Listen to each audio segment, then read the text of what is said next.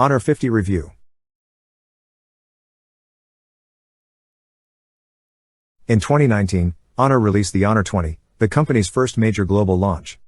The Honor sub-brand was a Huawei product, and Huawei products at that time were not allowed to use Google Apps. The sub-brand was sold to a consortium of Chinese companies in January 2021, restoring Honor's access to these apps. The Honor 50 was first unveiled in mid-July, and was released for sale to the global market in late October. If you don't need the extra storage or RAM, we'd recommend buying the less expensive model. It costs £449 with 4GB of RAM and 128GB of storage, while the 8GB version costs £529, $710, 960 Australian dollars. In terms of size and weight, it measures 160 by 73.8 by 7.8 mm and weighs 175 grams.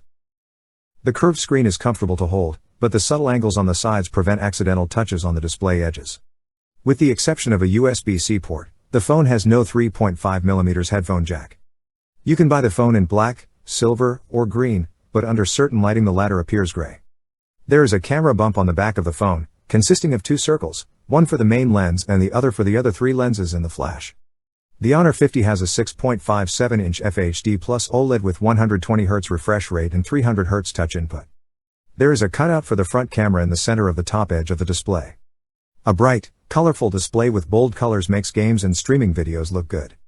Normally, AODs are turned off when the phone is face down since you can't see them, but we didn't experience this with the Honor 50. Though the Honor 50 provides 4 rear cameras, there's more focus on quality than quantity.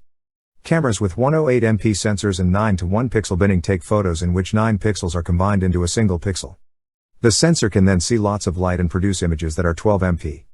108MP phones aren't cheap, not with the Realme 8 Pro and the Xiaomi Redmi Note 10 Pro on the market, but with Honor Scene Optimization AI, the Honor 50 might be one of the best with a high-resolution sensor. The 2MP cameras are the biggest weaknesses, and phone companies are increasingly including low-res auxiliary cameras like these. We found macro pictures to be grainy and pixelated, and the depth sensor did not add anything to the standard view. Our favorite feature about the Honor 50's camera is its 32MP selfie camera. Highlights and shadows are boosted, and natural-looking depth effects enhance photos. Selfies look great even in low-light conditions, and we particularly like the way portrait mode doesn't ruin the natural look of skin and hair. The Snapdragon 778G can record video up to 4K at 30fps or 1080p at 60fps. It has a Snapdragon 778G chipset, one of the best mid-range processors on the market. Still, this chipset can't compare to Snapdragon 800 processors. Although it isn't the cheapest 5G phone out there, it's still a good option for those looking for low-cost 5G. Even when playing high-end games, you could tell you weren't using a top-end chip.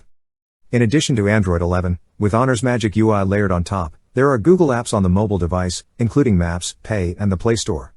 While Magic UI isn't as cartoony as stock Android or other interfaces that phone makers incorporate, its colors, menus, and icons all appear punchy and bright.